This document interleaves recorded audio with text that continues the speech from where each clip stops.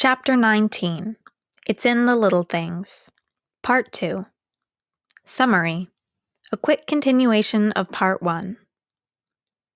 It was Mina's third day looking for work.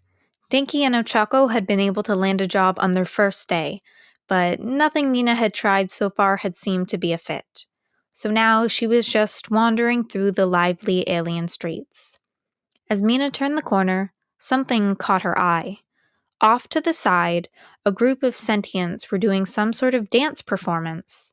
They were all shapes and sizes, but together they somehow fit, perfectly in sync with their fluid movements. She could feel herself perking up at the sight. It had been so long since she had danced, and the music was just her rhythm.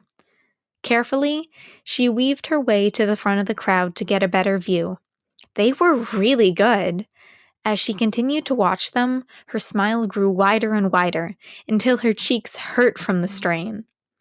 With a reluctant huff, she figured that was a good sign it was time to leave, and go back to her fruitless job hunt.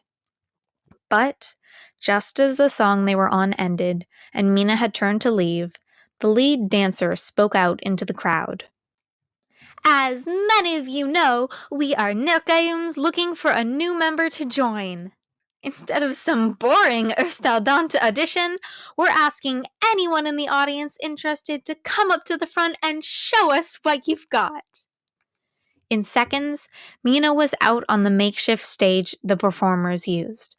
A few of the other enthusiastic souls quickly joined her, obviously ecstatic at the prospect of being in the possibly famous dance group.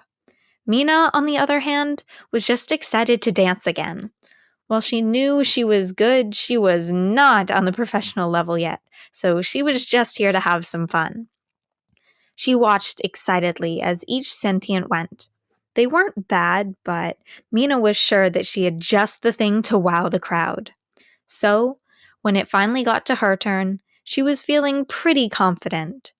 She stepped forward, quickly loosening and shaking out her limbs before getting right to it.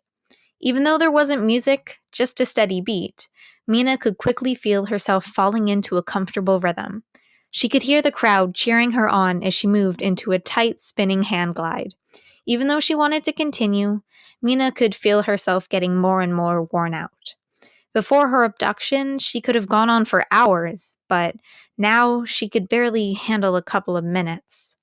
Despite that depressing thought, Mina finished hard with an impressive breakdancing spin. She stood back up, with panting breaths, and turned around to see shocked looks on the dance group's faces. They were varied from complete bafflement to puzzled excitement, which confused Mina. She knew she did a pretty good job, but it was still nothing compared to the professional dancers.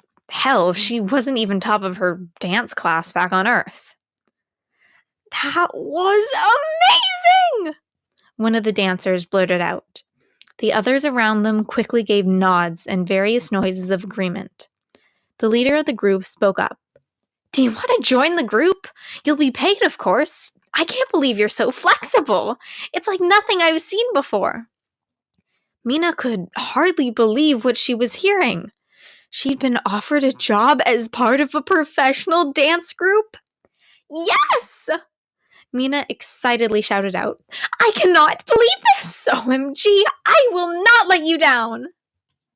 It had been 4 days since the others had started to look for jobs, but Mei had not gone out searching once. It wasn't because she didn't want to get a job or that she was lazy. She was just preparing. Preparing for what, you say?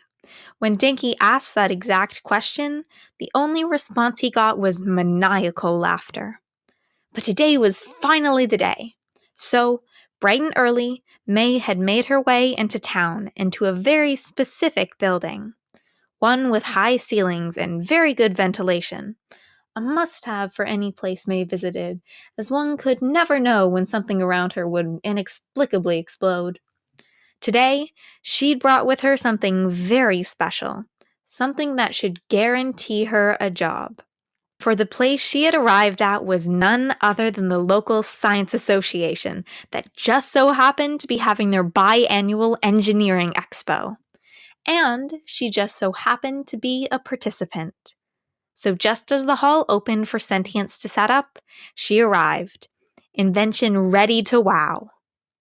She may not have had long to prepare or had the best materials/equipment, but that didn't matter in the end. You couldn't limit genius.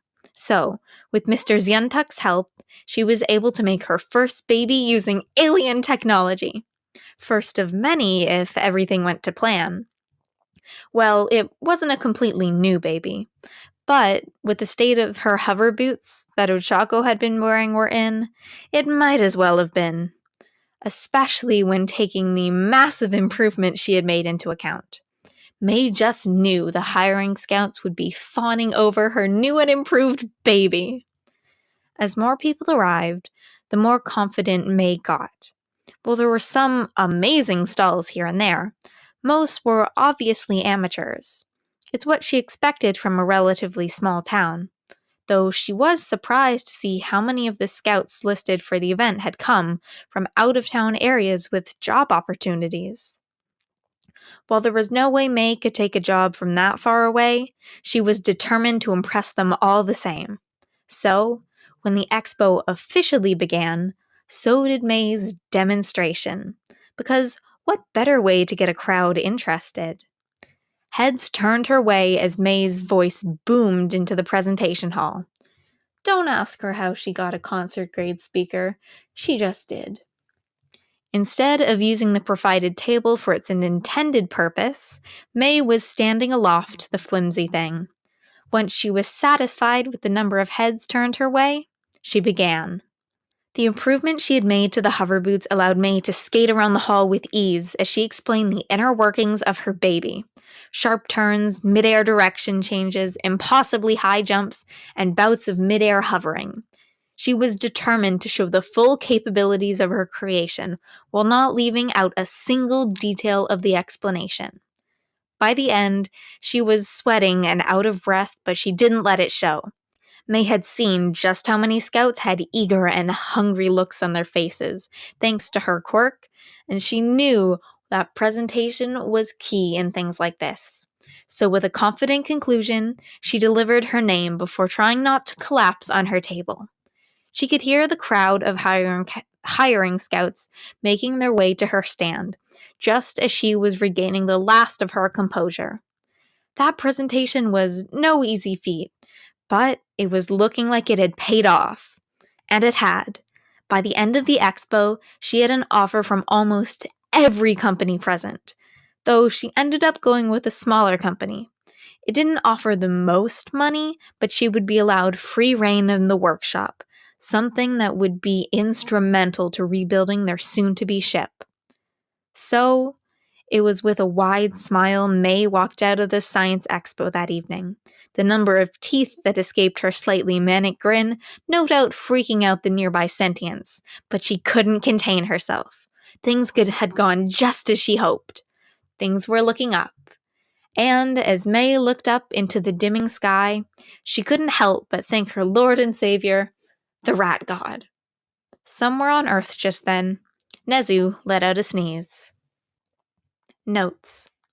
You can't tell me Mei doesn't ironically, or unironically, worship Nezu. Probably Izuku too.